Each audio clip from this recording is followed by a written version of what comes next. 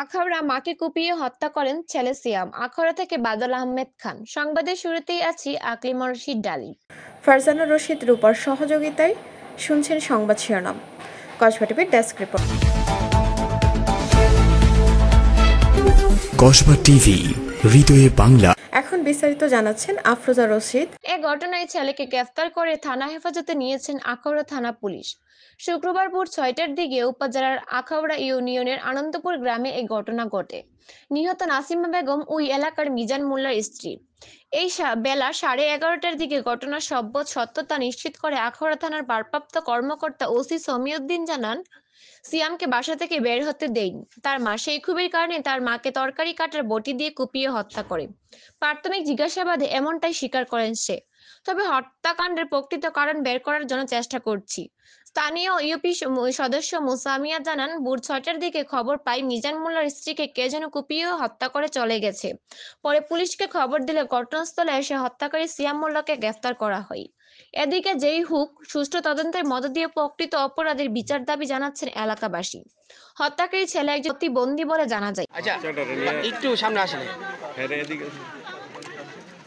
আপনি ওই আসামি নিয়ে সামনে আসেন।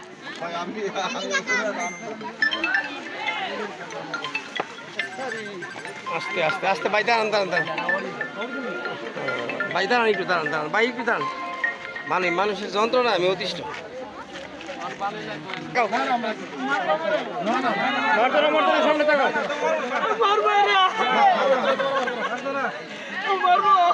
ভাই সাইডে দেন, ভয় পাইতেছে যেহেতু।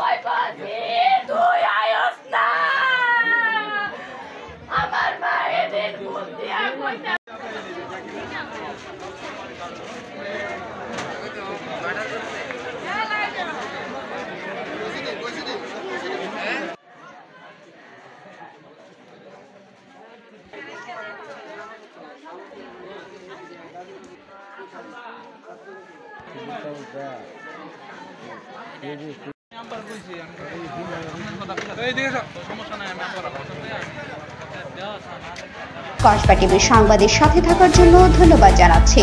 পরবর্তী সংবাদ পেতে আমাদের চ্যানেলটি সাবস্ক্রাইব করে রাখুন।